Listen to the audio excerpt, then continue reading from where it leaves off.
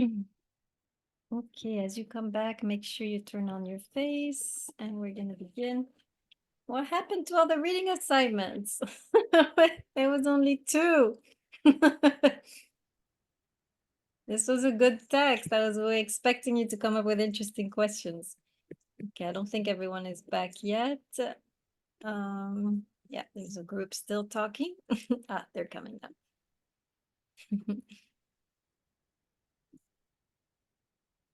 Okay, I think we're ready. Okay, great. All right, so I'll start by going over the 2 reading assignments came in, which were pretty good. So there's a lot of pretty good questions there. Maybe some of you came up with some extra questions in the discussion, so that would be interesting. So if you have, maybe those who didn't do a reading assignment, put something in the chat for me, would you? So something that popped up during your discussion that you think that I can look at right now. Let me see that. Let's see. So let me hear from Suresh, from Diaz, from Corcoran, Kaplan, Beberfall. Wait, I sent you I sent you an assignment. Did you? I don't see Yeah. anything in my email. Which email? You too? Your Yahoo email? What? Yeah, I sent one as well. Why didn't I receive? Or maybe you just, I don't understand. I'm looking. Okay, here I see. No, I still see nothing. This is so weird. Yeah, I saw that. Okay, that's fine. So I don't know what's happening here. When did you send it, Corcoran? It was just like right before 3, I think. That's really weird. Yeah, that's okay. It'll come in eventually. If it doesn't, just bring it to class likewise, Diaz. Okay. Okay. Class next time. Who else did an assignment that I haven't seen? I So, did. are you guys kidding me? What is happening? I also submitted it. What? Okay, Michelle, yes, I have Michelle Uh, and I have Davidov, right? But right now I'm checking my email and I have like, I sent mine. oh man. Okay, you know what we're gonna do? Each one of you gets to ask one question. Okay, so from your assignment, which I don't see right now. So let me start with Diaz. Is there anything you wanted to share that you want me to address really quick? I had a lot of more questions than critiques, I guess you could say, when I was reading Genesis because it was very vague. It was like very much like giving the generality, no specificity, which is kind of like irking me a little bit. But like one of the questions I kind of had was like, because remember how in class, before class last week, we were discussing about temptation and stuff like that? That was basically one of my questions was like, why would, like, was this beast, the serpent, placed there as a test for man and woman? Was it to test their free will? Like, was it to test, like, what kind of decision they will make out of that free will? And, why would God create kind of like a being that could communicate with both men and women? Good. What's your last question about communicating with both men and women? I'm curious. Oh yeah, so why would God create like a serpent that could communicate to God, to man and woman? Like I was taking it in a literal sense. Yes, yes. I was seeing it in a literal sense. That's good. The only thing is I don't want to yet go into the issue of the tree, the snake. I want to look at the Yeah.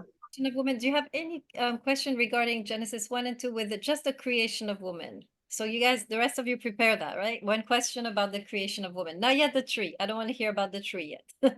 Well, anything? So Well, we mentioned in our breakout rooms that like her very creation kind of makes her subservient because she's a part of Adam. She's comes from his rib, and Adam was created directly from God, him breathing life into the dust. Got it. But she comes from man, not from God. Got it. That's a good question. Okay, good. I'm keeping that in mind. Who else? Who's next? Suresh, anything pop up in your mind? And then I'll start addressing all the questions. Anything, Suresh, about Genesis 1 and 2? Yes, Professor. So a question I have is about the significance to the dust. So with that, I was trying to explain how God created a man just by the mist, and it sort of plays a role in the rain cycle and how the natural elements create us because we couldn't have come from just nothing in general. We had to come from somewhere. That's what we discussed in our breakout rooms as well. Okay, very good. I'll look at that. Diaz, did you have anything? We skipped you really quick. Oh, you're um You're muted, yes. Oh, So, wait, Hold on, no. hold on, Epstein. I just want to hear Diaz really quick. Go ahead, no, Diaz. it's we're still trying to find the Are you still we're, looking? we're still doing the questions. Yes. Is there one question that popped up for you on Genesis 1 and 2? For 1 and 2, let On me the pull creation. out my notes. Yeah. Sorry, You actually. got it, okay. I'll come back, circle back Yes, to you. please. I got Michelle Kaplan. Anything pop up for you? Well, one of my questions was about God naming the four rivers and how he didn't name anything else really, and like why that is. He didn't give a name to Adam. It was kind of just there. And then he also didn't name any of like the animals, vegetation, anything like that. That was sort of Adam's job. So like why that is. Very nice question. Also connects to, I think it is Davidov who was asking that also. Great. Beberfal, anything interesting pop up for you? Yeah, Adam, he's basically, in my translations, he's always referred to as the human. Mhm. And while we read, gives names to other things, creatures and plant life, whatever, and he names the woman, but he never self-identifies. He never gives himself a name. Mhm. There's no identity that he Got it. seizes for himself. Oh, you guys have such amazing questions. This is getting all my juices flowing. It's so good. Epstein, finally, go ahead. So I've actually commented about the whole Lilith thing because to me the whole thing is ridiculous because it comes off one sentence, and if you look at and contextually, the whole sentence doesn't make any sense to why people believe that Lilith is actually a thing. No name is brought down, no evidence for her existing. Actually, there's no existence for Satan even existing in this entire Very good. medium of what happens, and people pull it out of thin air, I guess. I don't really know. Yes, absolutely. So there's an ancient tradition that there was another woman created before Eve called Lilith, and he's saying basically, this is not in the text. I don't see it. And likewise, Satan is not in the text, as we're going to find out also when we do Genesis 3. Excellent. Tyler, sorry, Rivera, you're the last one.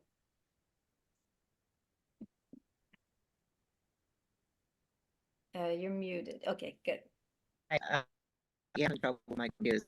So, Ooh, you're for my questions, I question like the order. Like I mentioned it last week. Why are there two accounts, and why Yeah. um Mhm. why is man created first in one and last in the other? And I kind of speculate that it was done for theological reasons. Specifically, to highlight God's dominion over everything in the first one, and then the second one, God's connection with mankind, as God is, yeah, as man is the only one in creation that bears His image. He's the only one that God creates the garden for, and Adam is also the only one that is allowed to name his creation as well. And also, similar to everyone else, my second question was, why I connected to Inanna. Why is Adam and Eve created separately, whereas in the Inanna and the Hulupu tree, Inanna and Gilgamesh are already together, like they occur at the same time. Nice. Like if it's simply to establish and highlight the Hebraic patriarchal mindset, like in Inanna, like the matriarchy is evident by her stronger character. So, like they could have done like something similar. Like it doesn't have to necessarily like like an order. Okay, excellent. And I also noted in my Bible that there was an asterisk that said for when Adam calls Eve woman before he names her, and woman is called Ishasha in Hebrew. I can't say that. Which sounded to me etymologically similar to Ishtar, which you said was derived from Nana. So I kind of pointed that out. And it also said that the crowning event of creation was specifically the creation of women. So I kind of drew that connection to the mother's house, like the importance of women. So Rivera, I should and go. I kind of went ahead from my last in Anna and Eve, like their reactions to the serpents different. Like her, in Anna, she's like very distraught when she finds it, and Gilgamesh has to come and kill it. Whereas Eve is kind of indifferent later on. So Excellent. like Okay, good. she Very thinks good. it's normal. Excellent. Yeah. Okay, thank you all. Good. So I'll address some of these questions and then we'll get into the text together. I just want to remind you, if you want to raise your hands or say something, just go to the section called reactions, I think, and you have the opportunity to raise your virtual hand in the class. So please raise your don't blurt in. Don't barge in, right? Don't blurt what you have to say. Just raise your virtual hand, the little yellow hand, and then I'll call on you if you need to be called on. Okay, let me begin to answer some of these questions. So I'll start with Michelle, and then I want to quickly get into text. I don't want to stay too long, but I did want to address this. So, okay. So yes, a lot of you mentioned this. Eve is created second. She's an extension of Adam. She's made for Adam, right? What status does that give her, right? So what we're going to find out today actually is that she's not just an extension, right? She is actually, there's a way to translate the word rib. That word can also be translated side, right? So it's as though Adam is cut in half, actually. Half.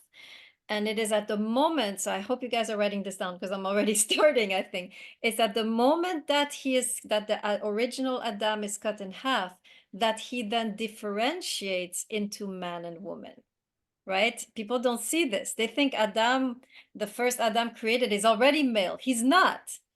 He becomes male when the female is created, right? This is when, for the first time, we have the word ish, which means man. Let me put that in the chat. Hold on. Let me get my chat so I can type up some of these words. So ish means man, right? And then you have isha, which means woman, right? So the original human is in a way androgynous, right? There's no yet gender until he is cut in half in a way that's reminiscent in a way of Plato's Symposium. You don't have yet male or female, right? You don't have man or woman. So we can't say that the woman is created after the man. In fact, they were created simultaneously, right? So that's the first point I want you to jot down, right? I just for the reference, right? This is all of this. What I just said is found in chapter 2. I'll just go there briefly. Turn with me, right? You probably by now have your Bibles. So the Lord formed man. So I'm in chapter 2. So man, meaning not man, the gendered man yet, right? This is verse 7. The Lord formed, it says Ha'adam, meaning the earthling, right? Adam means simply earth. So he forms this human, you could say is a better translation, the God formed the human. And then much later, right, when you go to, when is this Ish and Isha? This is actually in chapter 1, sorry. Okay, yes. Where is this? Somebody help me out. When does he differentiate into Ish and Isha? Into man and woman. Like I'm losing my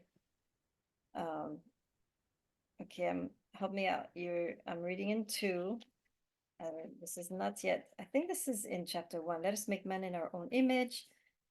God bless them. Ah!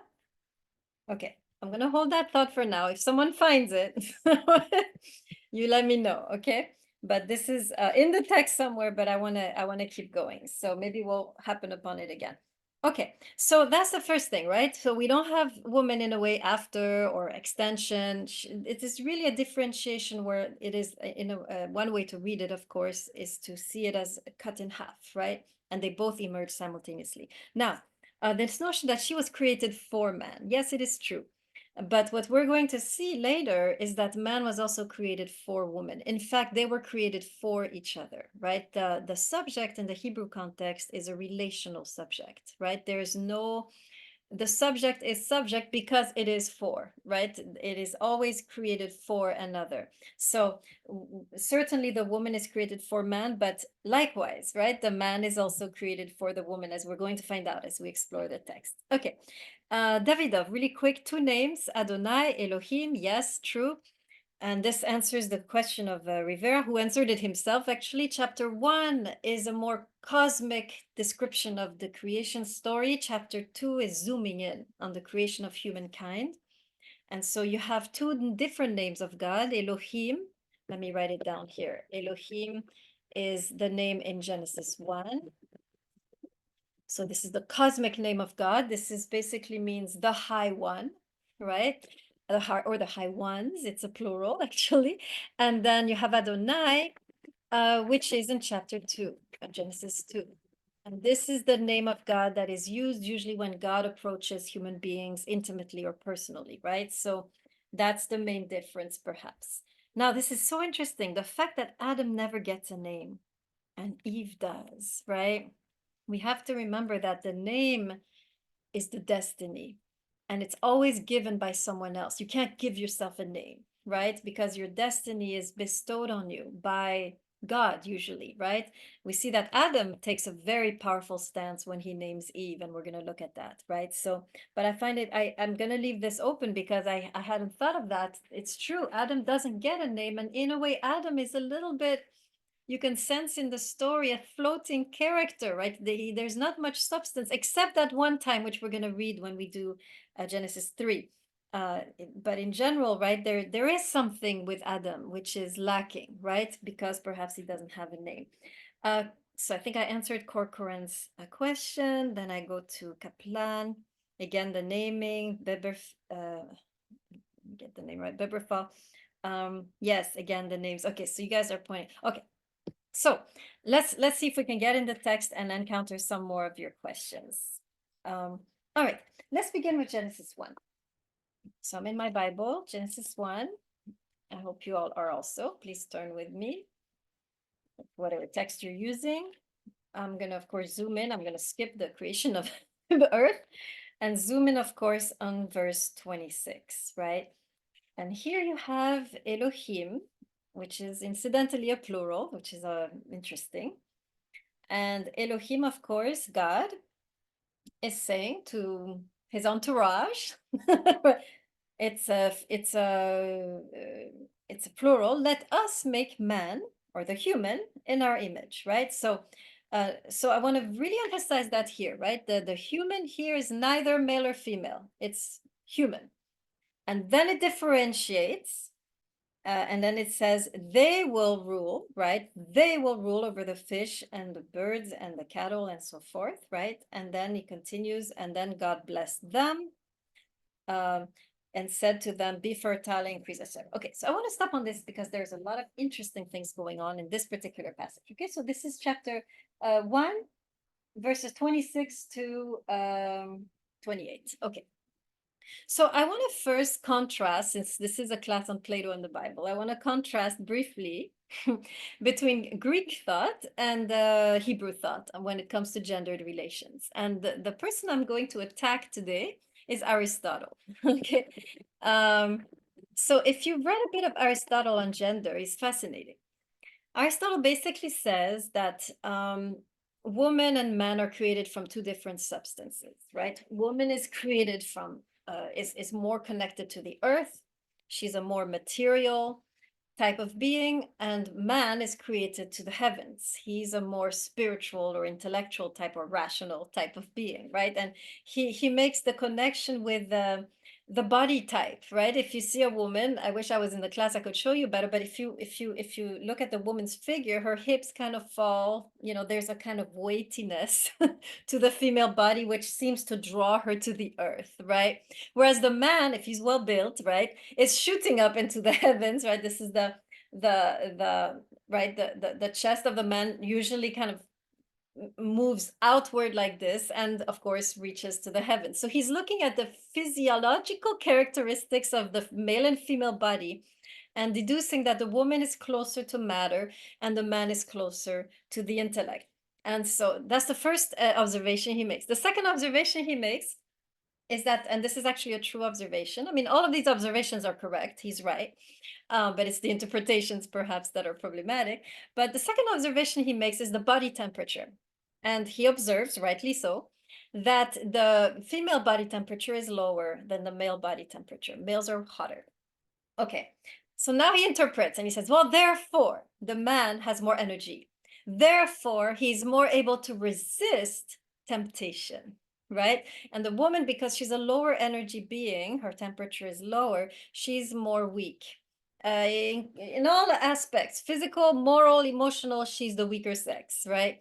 And so therefore, because the man is, more rational, because the man has more energy, he should rule over the woman, right? Just like intellect should rule over matter, right? Okay, that's not weird then in the Greek context. And by the way, if you think this is ridiculous, people still talking like this today, right? So this thought, why I bring it up is because we are still seeing evidence of this. Oh, women are more emotional, right? Men are more rational, or woman is the weaker sex, right? We still have, little reminiscences of this way of thinking today.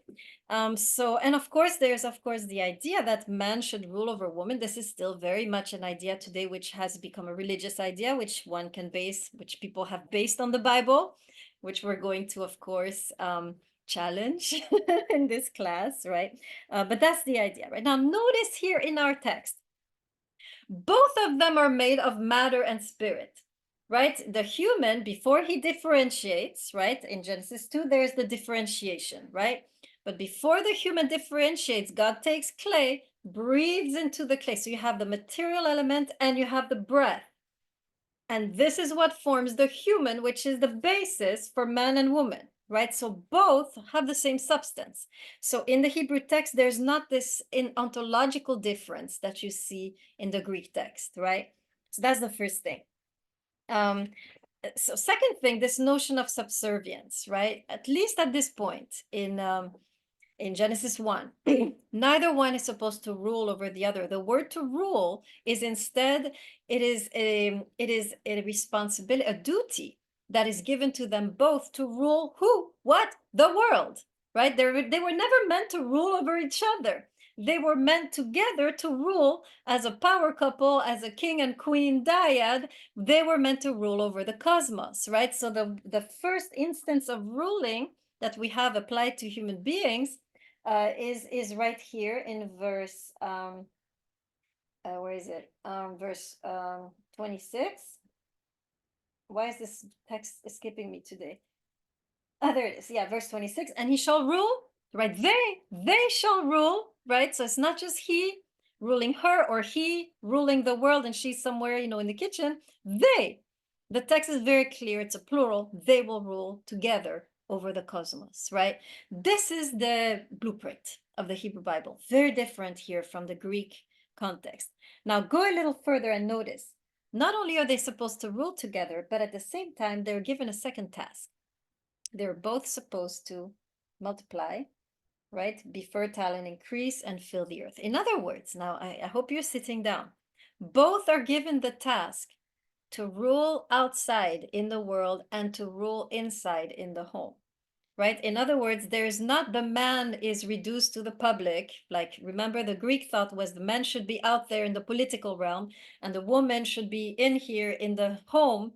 In the Hebrew context, both are meant to rule in the political realm and in the home, right? The task is supposed to be shared not only outside, but inside, right? So I hope you're seeing some of the interesting contrasts, right, that we have here between the Hebrew text, which is extremely progressive, right, in comparison to the Greek text, progressive in the sense that modern, right, more connected to where we are today. So I just wanted to point this out for Genesis 1. So any questions about Genesis 1 before we go into Genesis 2? Let me turn on the gallery view.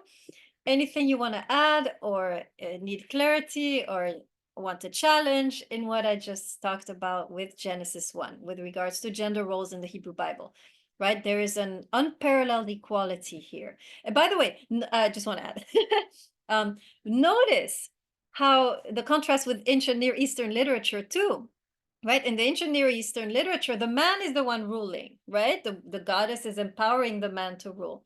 Here, both are ruling on an equal footing, right? This is extremely interesting in my view. Okay, any questions or challenges or any or clarifications that you need? Okay, nothing. Beverfall, go ahead. I just want to observe, I guess Aristotle never met a woman who was past menopause because he might have a different view on body temperature. Oh, that's good. I love it. That's excellent. Yes, maybe do we The rest of you are too young to understand that. Ask your ask your grandmothers. I'm the only one who got this joke. Okay. Yes, because when you hit menopause, I will explain to our youth here, women actually the temperature rises, right? Sometimes excessively. They're called hot flashes, right? But Okay. even afterwards, just your body temperature in general can be hotter than it was previously because your body hormones have changed. Interesting, very interesting. Which means in a way that we become, I don't want to say masculine, but our energy increases, right? And in a way, we become much more powerful in the world at that age, right? There's something to be said. In ancient cultures, the woman past menopause became the queen, right? She entered into the political realm and she was, seen as an important part of the government because she had entered, this kind of age of wisdom or whatever, right? In the matriarchal societies where the women elders are viewed as having come into their full powers as they've become the elders. Exactly, right? Because there is this increase of energy and this stability, of course, right? And the lack of concern for there's energy that usually is, funneled through to the children, right? So excellent, very nice. Okay, anything else on Genesis 1 before we hop over to Genesis 2? Okay, so let's go now into Genesis 2, which is one of my favorite passages in the whole Hebrew Bible. Hold on, let me put myself back. Speaker view. Okay, good. All right, Genesis 2. Now, first thing I noticed, I hope you read it, right? Or I guess you all did since you did the assignment, but this is the first intriguing moment in Genesis 2, is that in order to create woman, God put man to sleep. And I want to stop on that idea a little bit because I find it fascinating. Why did God put Adam to sleep? What is the meaning of this here? That he puts Adam to sleep, does everything he has to do, and then the text says in a beautiful way, he brings the woman to the man, right? Okay, so let me open up the discussion. Let's talk a little bit about that. What do you think it means? What is the meaning? What is the wisdom here that why would God choose to put man to sleep? Why does he operate in this way? Michal, go ahead. Like whenever I read this part, I kind of viewed it as like because I feel like when you go to sleep, it's kind of and you wake up, it's kind of shows like a transformation, kind of like if you go to sleep and then you kind of wake up a little bit different than you were than when you went to sleep. That's what they always say, like you're never the same person after you wake up. So I Good. kind of feel just like after he goes through that, it's kind of like he transforms into something else. Excellent. Okay, so the sleep could imply this kind of transition in Adam's life, right? He's going to be reborn into something new. So I like that. Very nice. Very nice. Why though? Why can't he, being God, I guess one of my questions is, why does God choose to act alone? What would happen if Adam had stayed awake, I suppose? What would happen? God is making Eve and Adam is awake. Let's imagine the scenario. What would happen?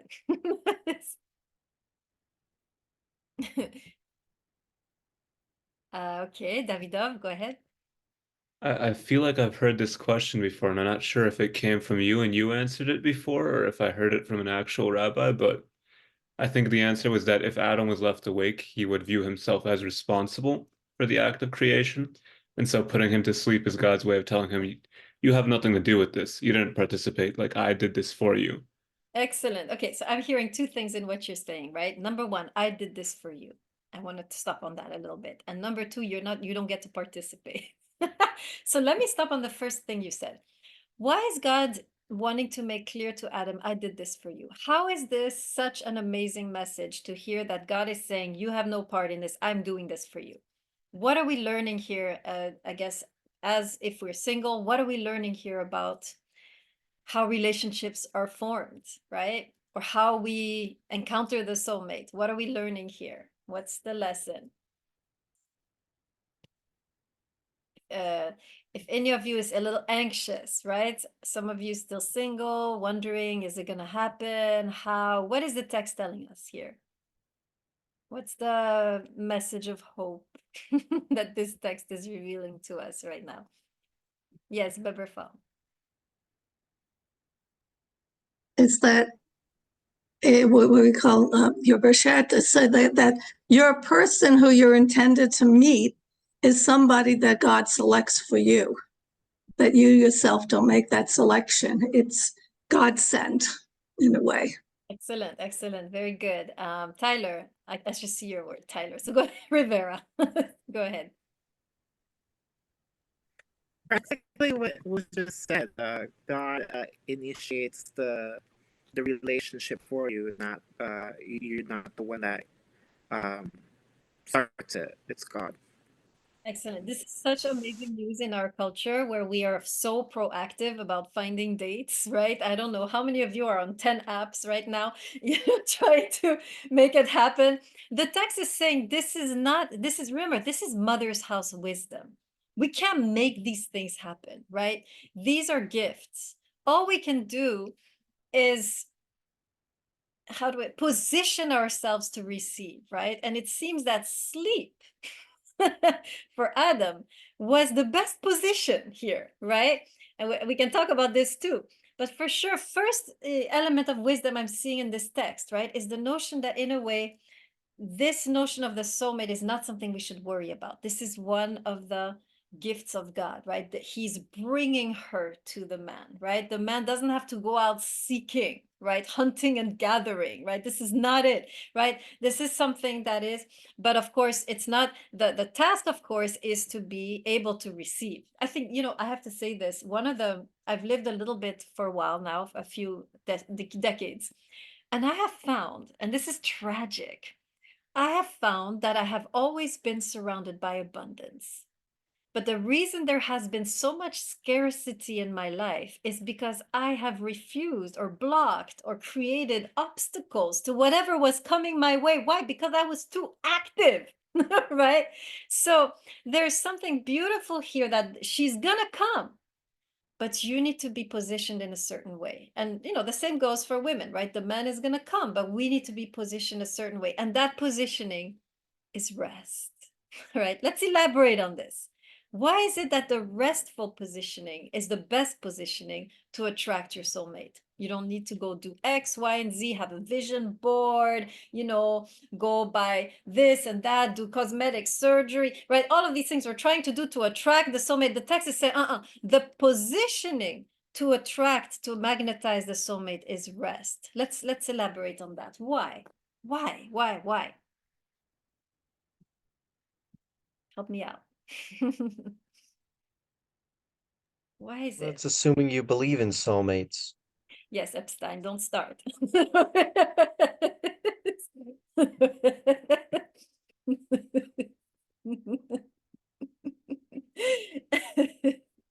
We'll talk it over after class.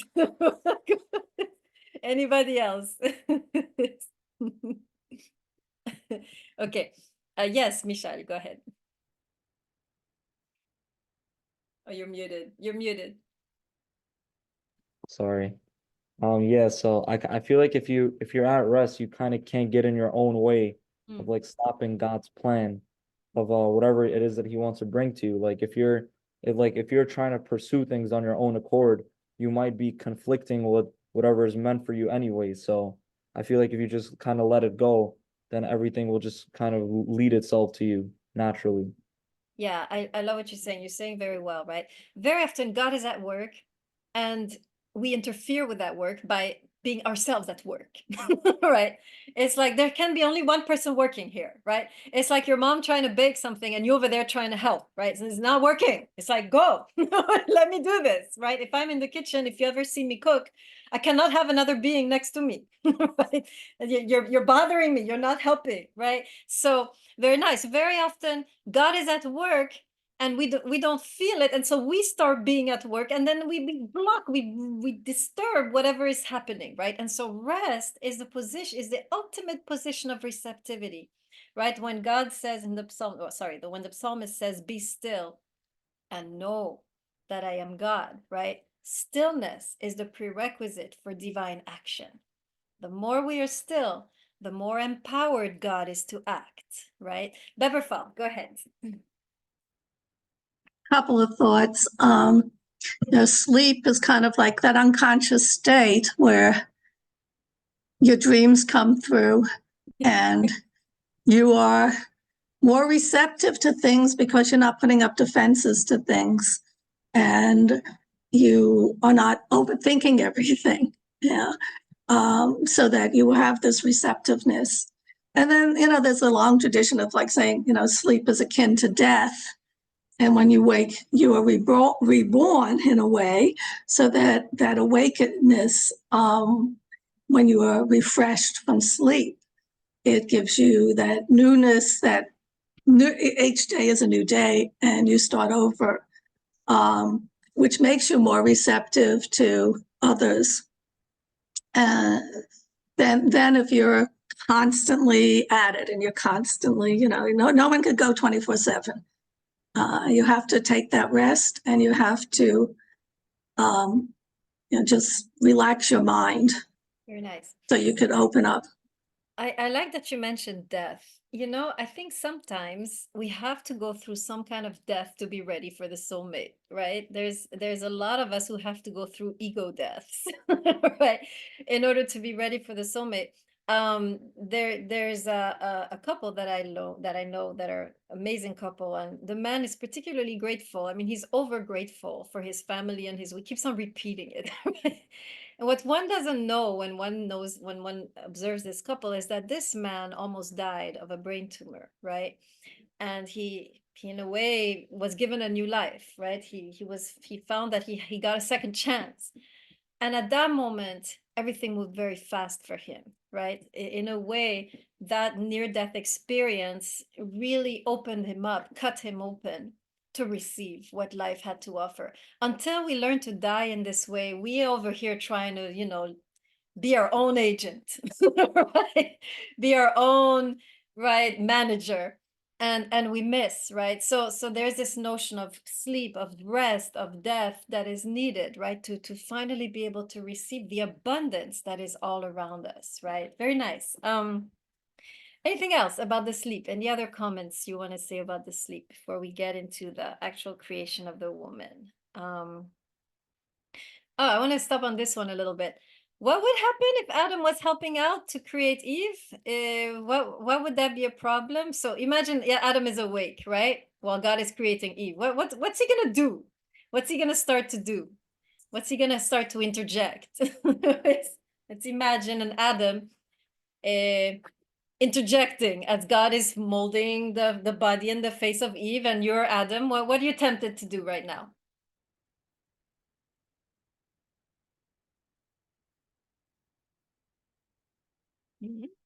Yes. Would you be tempted to help out a little bit? Here, God, not like that, like this. No, longer, no, shorter, bigger. So, right, one of the reasons I believe God put Adam to sleep is that he was creating something that perhaps might not be exactly what Adam wanted. Let's stop on this a little bit, right? Because if Adam had been there, he would have made sure it was exactly what he wanted. But God is like, no, let me do this, right?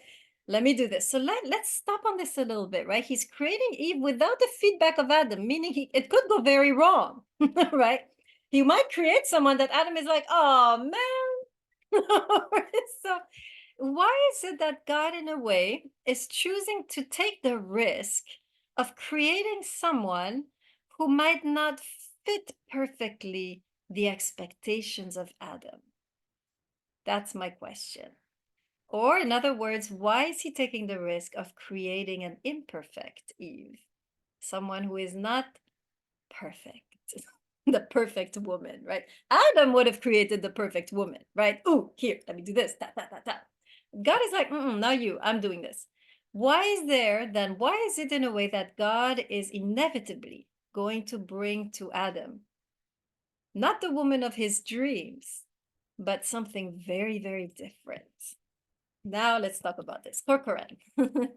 So in the text, she's called like his helper, and sometimes what you want isn't exactly what you need. So for Adam to be helped, he doesn't necessarily need like the perfect woman or the perfect person. Why not though? Why not? Like, think of it. You have the perfect person by your side. It can't go wrong, right? But like that doesn't help you or challenge you. That's just your own personal desires, Okay, and not necessarily according to God's plan. very nice. So in the imperfection of woman is lodged a challenge, right? So let's elaborate on that. Epstein, now we need your cynical mind. Go ahead. Well, I think that God did create Adam the perfect woman. The fact that he doesn't see it that way is a little bit his fault. Oh, okay, interesting. Okay, nicely. So we have the idea that God created an imperfect woman for Adam, but that doesn't really make sense. That's not really how God worked. God doesn't work with imperfections. Yeah, I agree. So I think it's Adam's fault. He doesn't see it that way. Very nice, right? The fact that the woman doesn't fit your expectations, or the man for that matter, right? We can flip it. The fact that your future partner didn't fit your expectations doesn't mean he or she is not perfect for you, right? Perfect in a different way, right? Then very nicely put. Beverfall, do you want to add? Yeah, translation I'm using, God says he's going to make a sustainer beside him. So he's creating somebody who is in contrast to him, but also a counterpart alongside him, opposite him, that they work in tandem, that they are two. They're not, I don't look at it as it's subservient. I look at it as these are two component parts that will work together. And the English translations, it's a little hard because it's not truly help is kind of too weak a word to use. The word that's used is, sometimes it's actually later in Psalms used in a military context, that, the person beside you is your the stalwart being beside you who is your sustainer. And,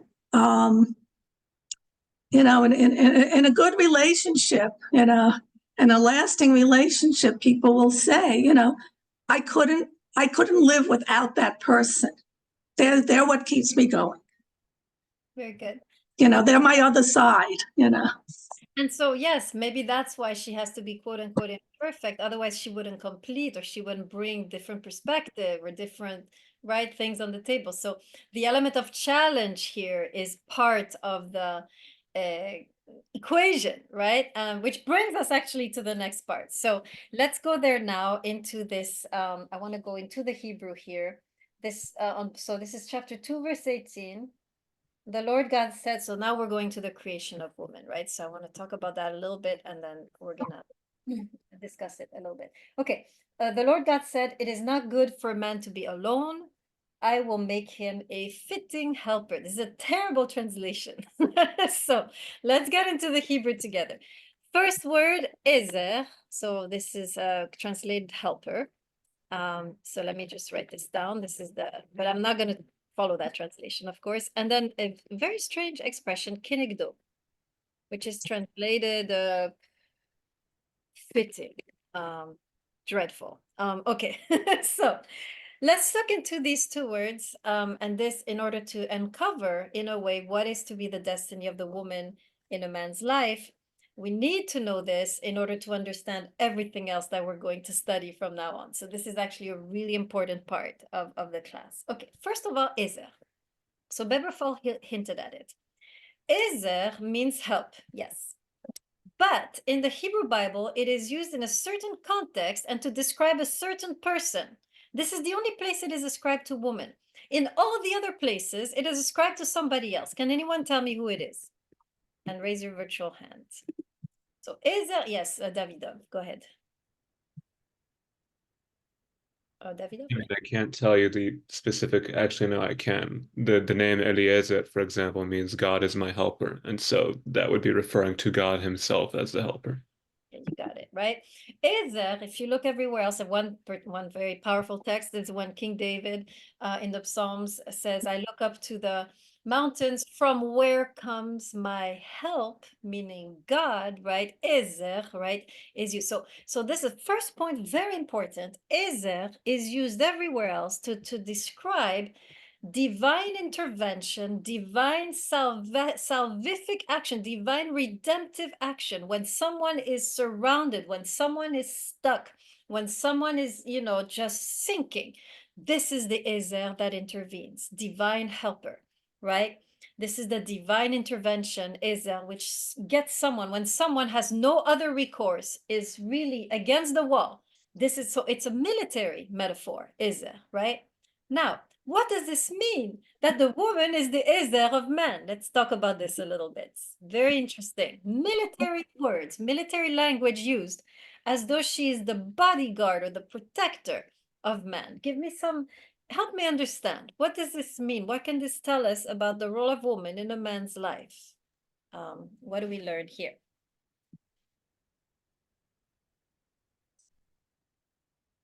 That we haven't learned before, right? This is very new. We have learned the contrary. We have learned to submit, surrender. We have learned to obey, right? Still, the marriage vows have the clause to obey, right? Now, I'm not against submission. We'll talk about submission at some point. But here we have something else. We don't have this, very submissive role. We have a very powerful role here that is given to women. That, by the way, should remind you of someone. Who is the bodyguard of man, the one fighting and, the one protecting man from military invasions? We studied a woman like this. Who? Inanna, thank you, Rivera, right? Excellent, right? You should remember this. Remember, these texts are contemporary, right? They're written around the same period. The authors of the narrator of these texts is familiar, right, with the literature of Sumer. We remember Inanna and Ishtar were the bodyguards of the king. They were the ones intervening when the king was stuck, when the king was surrounded by enemies. Ishtar would rise up and defeat the enemies, and Inanna would do the same. Here we are given the same role as Ishtar and Inanna have with regards to the king, right? The woman is given this powerful role of protecting the man when he is surrounded, of bringing some kind of redemptive help, right? This is totally different from what we have been taught, right, throughout the centuries in the Western context, right, which is mostly Greek, where the woman is seen as the one who brings the man down, right? I want to make this contrast again here with Greek thought, right? In Greek thought, the woman is associated again with materiality.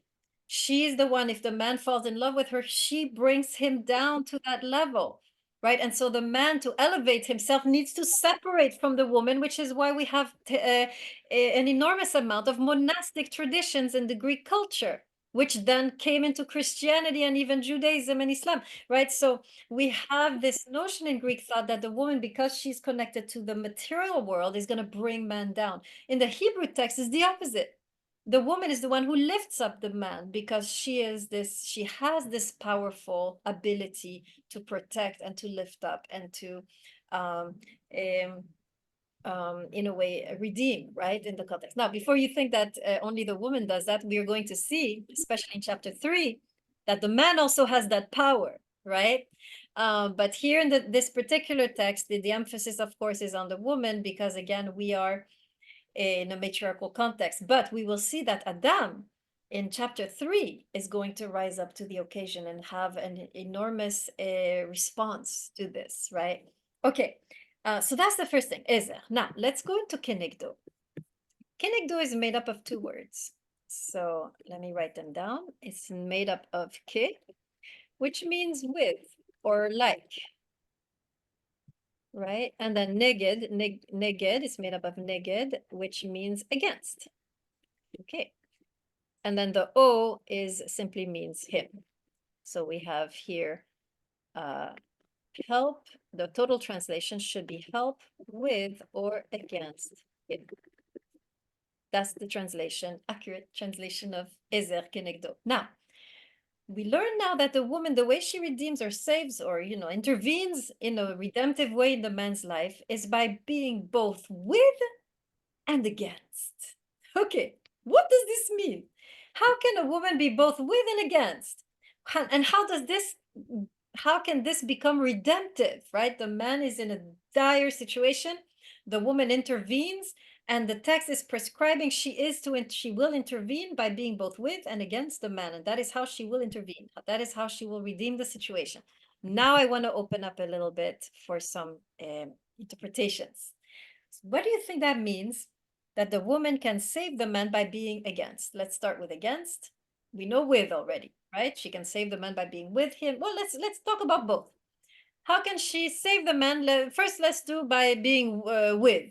What does this mean that you're with, and in a way that can uplift the man that you're with? Rivera.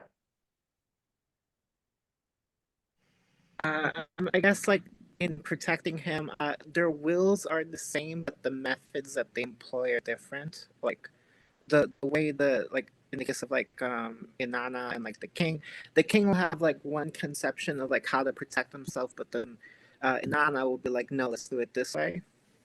Okay, good. So let's talk this then. So you're more with the against, right? So the woman can bring, for example, a different perspective, right? Which in a way can bring more light to the situation or more wisdom. It might be something the man hasn't thought of, right? So in that sense, it's against. It's different. It's contrasted to. So in her contrast, she can be of help, right? Very nice. Anybody else want to talk about the against or the with as the key to helping a man who is in a very bad situation? So I want to hear you guys on this, because this is a very rich metaphor, right? Which needs to be explored. I can't just, I'm bringing you the metaphor, but you have to do the exploration. You have to bring in those multiple meanings of ways that we can understand this. So I'm almost tempted to call on each one of you and be like, what do you think it is? Right? I'm almost tempted to do that. Yes, Michael, go ahead. I feel like also it's kind of just showing that like while ultimately the woman is on the side of the man, she's not just going to be like a blind supporter of him. She's going to do what's best for both of them. But even if that means like pushing back or going against his viewpoints, ultimately that's going to be the healthiest way to preserve the relationship, I feel like. Yeah. Very good, right? So here, inscribed in the woman's essence, right? Inscribed in her identity is the ability and the duty to challenge the man, right? This is so unlike what we have been taught as women in the father's house, right? We are taught, no, the man is the head, you submit, right? Here we are taught, no, your duty inscribed in your essence as a woman is to challenge, right? There are moments where we are called as women, godly women, right, to challenge the man. And to put our foot down and to say, no, this is enough with this. This has to stop. This is untenable, right? And so here the text in a way is reminding us women of our calling to place a limit on the man when the circumstance requires it, right? Now, here's the key though. How we place that limit is key, because we live in a world now where there are two types of women. The first type of woman is the one who is more like the kid. She's with, she's submitted, she's always, enabling. She's in a way the passive victim of whatever is going on. She's always with, never saying no, always saying yes, the victim mentality. But then we have another type of woman, the dragon, right? Who is always against, and she's not going to take any bullshit. She's not going to take it anymore. And, you know, if he can't rise up to her level, she's out, right? So now we have the second type of woman, extremely powerful woman, who is not going to have any patience for the man, who is not going to take anything from the man. And if the man is, you know, not going to be serving her, she's out. The text is saying neither of these women is of help here to the man. The woman who is always obeying, always saying, oh, yes, honey, yes, dear, I hear you, yes, and always allowing everything, she's not helping. But neither is the other woman who is demanding a change, and when it's not happening, she's out of the door. She's not helping either. The text is giving us a very interesting tension that the woman must learn to carry within herself, which is the ability to be both with and against. I am against you. I disagree with you. I put my foot down. This behavior is unacceptable, but I'm here. I won't leave. I'm staying. I'm not going anywhere. I'm yours, right? So this is the tension, which is almost impossible for the modern woman, right? The modern woman either looks back on her predecessors, women, be like, I don't want to be victim like my mother or my grandmother. So I'm going to be, right, the main character of my you know, the main role of my story.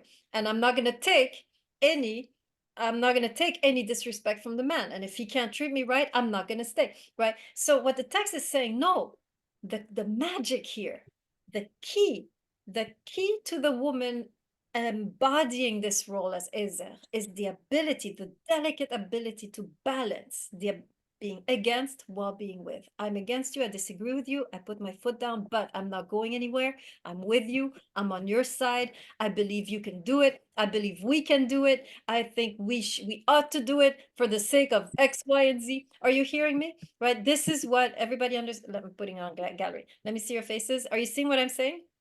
Right, this is the balance that the text is teaching us, and I think is so important for the modern woman, because we live in a world where we as women have emancipated ourselves. We are very strong, and we're capable of living on our own, and we don't need men, right?